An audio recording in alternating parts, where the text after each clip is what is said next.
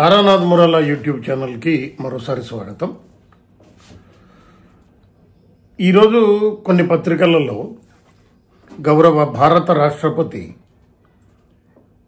ఏదన్నా బిల్లు ఆమోదించే విషయంలో నెల లోపల గవర్నర్ ఆమోదించేయాలి, 3 నెలల లోపల రాష్ట్రపతి ఆమోదించటమా తిరస్కరించటమా అన్న విషయం తేల్చాలి, గడువు లేకపోతే ఇది ప్రాబ్లంగా ఉంది అని కోర్టు తీర్పు ఇవ్వటంతో రాష్ట్రపతికి ఆంక్షలు పెట్టడానికి కోర్టులకు అధికారం ఉందా లేదా అన్న ప్రశ్న వచ్చింది. దానికి సంబంధించి పత్రికలలో ఏమని వచ్చిందంటే ఇదేదో సుప్రీంకోర్టుకిను రాష్ట్రపతి గారికి పోరాటం జరుగుతున్నట్లు ఇట్లా ఈ హెడ్డింగులు కొన్ని చూసి అసలు ఈ విషయం ఏంటి 14 ప్రశ్నలతో ఒక లెటర్ కాదు ప్రెసిడెన్షియల్ రెఫరెన్స్ అంటారు. అంటే ఏదన్నా ఒక అంశం మీద రాజ్యాంగబద్ధమైన సంశయము కలిగినప్పుడు ఈ అంశంలో సుప్రీంకోర్టు తన అభిప్రాయాన్ని చెప్పడానికి మనం ఏదన్నా ఆఫీసులో ఉన్నప్పుడు లీగల్ ఒపీనియన్ ఎలాగైతే తీసుకుంటామో అలాగా ఈ అంశం మీకు నివేదిస్తున్నాము, ఈ అంశంలో మాకు ఈ సందేహాలు ఉన్నాయి, ఈ సందేహాల మీద విస్తృతమైన రాజ్యాంగ ధర్మాసనంలో చర్చించి దాని మీద మీ ఒపీనియన్స్ ఇవ్వండి అని గౌరవ రాష్ట్రపతి సుప్రీంకోర్టును కోరుతారు.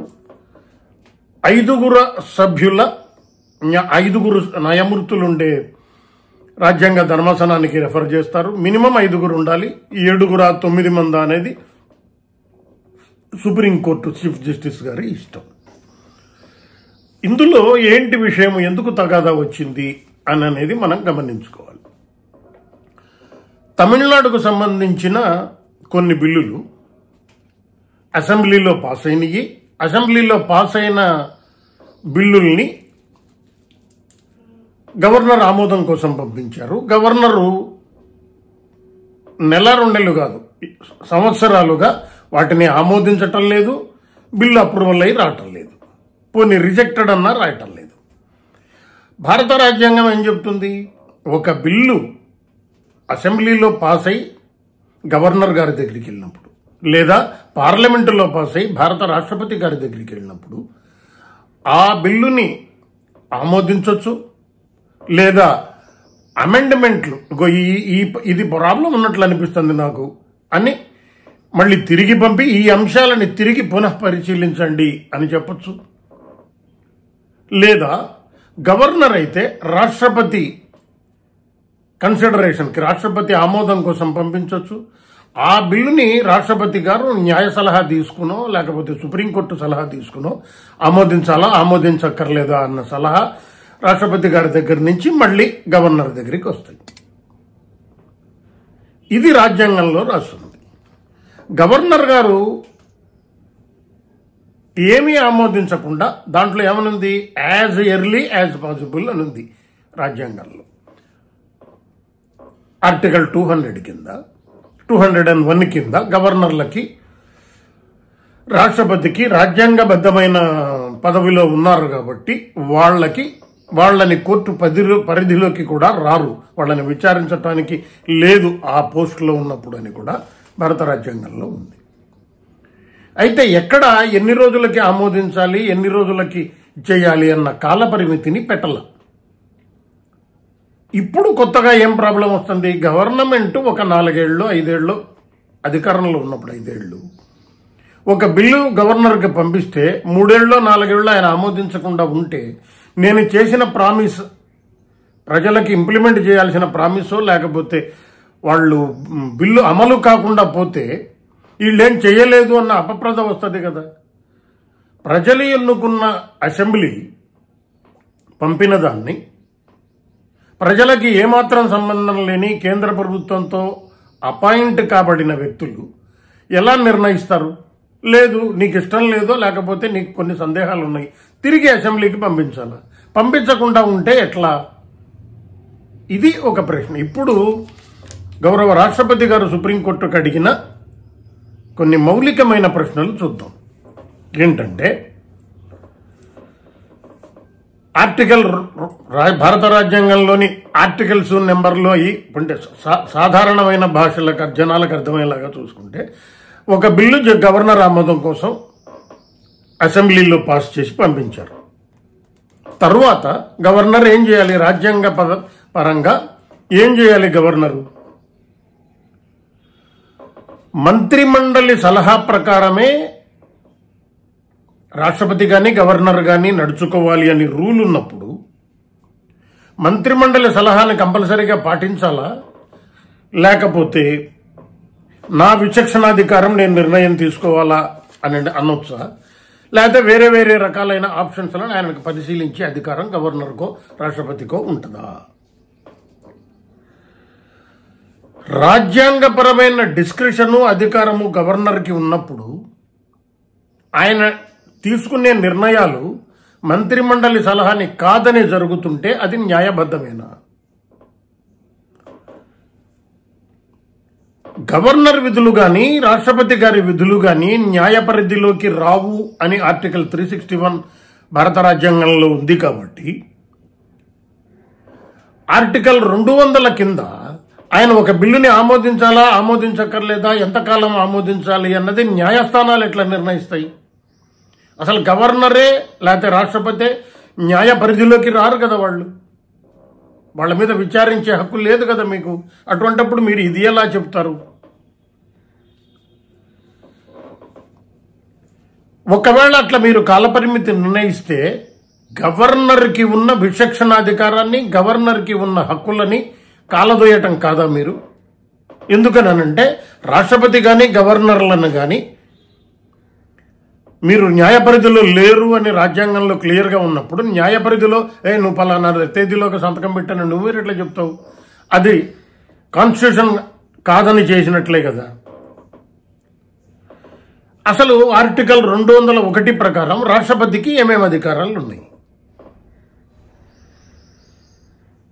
రాజ్యాంగంలో ఇన్ని రోజుల లోపల ఆమోదించమని లేనప్పుడు కోర్టులు ఇన్ని రోజుల లోపల ఆమోదించమని చెప్తే అది రాజ్యాంగపరంగా చెల్లుతుందా? కోర్టుకి అధికారం లేదు, కోర్టుకి అధికారం ఉందా అన్న అంశం రాజ్యాంగంలో ఉండాలి కదా.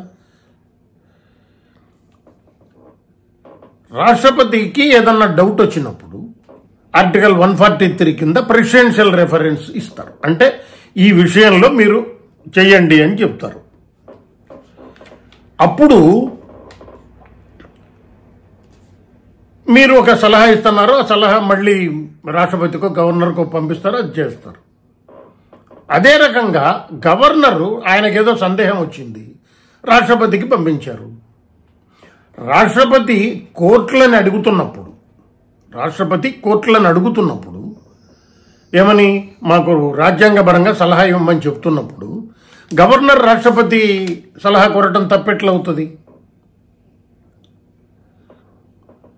ఇంకొక కీలకమైన మౌలికమైన ప్రశ్న ఇప్పుడు గౌరవ రాష్ట్రపతి గారు ఏమడిగారంటే, సాధారణంగా అసెంబ్లీ ఒక బిల్లుని ఆమోదిస్తే గవర్నరో లేకపోతే పార్లమెంట్ ఒక బిల్లుని ఆమోదిస్తే రాష్ట్రపతి దాని మీద సంతకం పెడితేనే, ఆమోదిస్తేనే అది చట్టం అవుతుంది.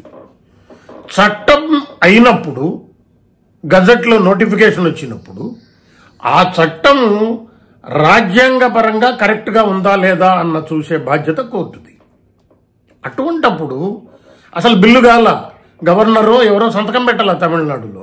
అటువంటప్పుడు అసలు బిల్లు కాకుండానే బిల్లులోని అంశాల పట్ల నువ్వు 4 రోజుల లోపల సంతకం పెట్టమని నువ్వు ఎట్లా చెప్తావు? అది చట్టం కాలేదు కదా. ఇంకా ఇట్లా కాకుండా ప్రత్యామ్నాయమైన ఏర్పాటు ఏమన్నా ఉందా? కోర్టు ఏం చెప్పిందనంటే 4 రోజుల లోపల గవర్నర్ పెట్టాలి, 3 నెలల లోపల రాష్ట్రపతి పెట్టాలి, 3 నెలల తర్వాత వాళ్ళు సంతకం పెట్టకపోతే అది ఆమోదించినట్టే మీరు గజెట్ ఇచ్చుకోండి అని చెప్పింది.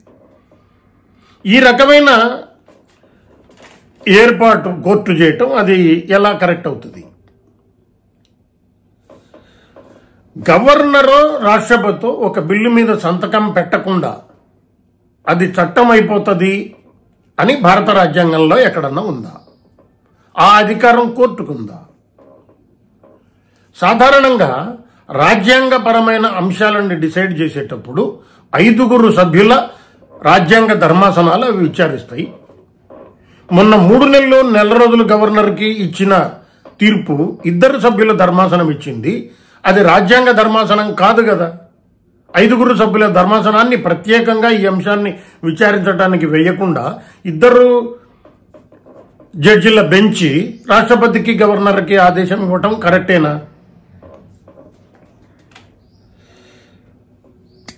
రాజ్యాంగ పరిధిలోని అంశాలు రాజ్యాంగం ప్రకారం కరెక్ట్గా ఉన్నాయా లేదా అని చెప్పాలి కానీ రాజ్యాంగంలో లేని అధికారాలను కోర్టులు తీసేసుకుని రాష్ట్రపతిని కూడా మీరు ఇది చెయ్యి అది చెయ్యి అని చెప్పటం ఎంతవరకు కరెక్టు? రాష్ట్ర ప్రభుత్వమో లేదా కేంద్ర ప్రభుత్వమో లేదా గవర్నరో లేదా రాష్ట్రపతితో వీళ్ళెవరూ రాష్ట్రానికి కేంద్రానికి మధ్య తగాదా ఉన్నప్పుడు ఆ తగాదాని పరిష్కరించుకునే విషయంలో జోక్యం చేసుకోండి, మీరు మాకు ఇట్లా తగాదా ఉంది అని అడిగితే తప్ప అడగకుండానే మీరు జోక్యం చేసుకోవచ్చా? ఇవి 14 ప్రశ్నలు, ఈ మౌలికమైన ప్రశ్నలు సుప్రీంకోర్టుని ప్రెసిడెన్షియల్ రెఫరెన్స్ కింద అడిగారు. గతంలో నాకు గుర్తుంది ఏ కేసులు ఇంతకుముందు రెఫర్ అయినాయి చాలాసార్లు, 14-15 సార్లు ఇటువంటి రెఫరెన్స్లు జరిగినాయి. అయితే గతంలో ఉన్న ఒక ఇన్సిడెంట్ నాకు గుర్తొచ్చింది. పోస్టల్ బిల్లు అనేది గౌరవ కీర్తిశేషులు రాజీవ్ గాంధీ గారు ప్రధానమంత్రిగా ఉన్న సమయంలో రూపొందించారు. జ్ఞాని జైల్ సింగ్ గారు రాష్ట్రపతిగా ఉండేవారు. ఆ బిల్లు పాస్ చేసి పంపించిన తర్వాత జ్ఞాని జైల్ సింగ్ గారు ఆమోదించలేదు, తిరస్కరించలేదు, ఆయన దగ్గర పెట్టుకుని కూర్చున్నారు. రాజీవ్ గాంధీ గారు కూడా ఆమోదించలేదేంటి అని గొడవ దిగకుండా కోర్టులో ఏం కేసు వేయకుండా అలా ఊరుకున్నారు, అప్రూవల్ చేయకుండా ఊరుకున్నారు. ఇప్పుడు ఈ కొత్త పద్ధతి వచ్చిందంటే నేను రిటర్న్ చేస్తే అసెంబ్లీలో అధికారం ఉంది, పాస్ చేసుకుంటారు. రిటర్న్ చేయకుండా ఏం చేయకుండా నా దగ్గరే పెట్టుకుంటా. నా దగ్గరే పెట్టుకున్న తర్వాత ఈ గొడవ జరిగిన తర్వాత కోర్టు తీర్పు ఇచ్చిన తర్వాత 1 మంత్ లోపల అప్రూవ్ చేయకపోతే ఇదవుతుందని చెప్పినాక అప్పుడు రాష్ట్రపతి గారికి పంపించారు. ఇప్పుడు తమిళనాడు గవర్నర్గా ఉన్న కేసు ఇది తగాదా అయింది. తగాదా అయినప్పుడు రాజ్యాంగపరమైన రూల్స్ రాజ్యాంగంలో ఏమీ లేనప్పుడు, అంటే ఇంతకాలం లోపల అప్రూవల్ చేయాలి అని రాజ్యాంగంలో లేనప్పుడు దానికి విధి విధానాలు ఏంటి అనేది రాజ్యాంగంలోనే లేదు కదా. రాజ్యాంగంలో లేని దాన్ని సుప్రీంకోర్టు నిర్ణయం చేసి కోర్టులు డైరెక్షన్ ఇస్తే రాష్ట్రపతికి, అదేం కరెక్ట్?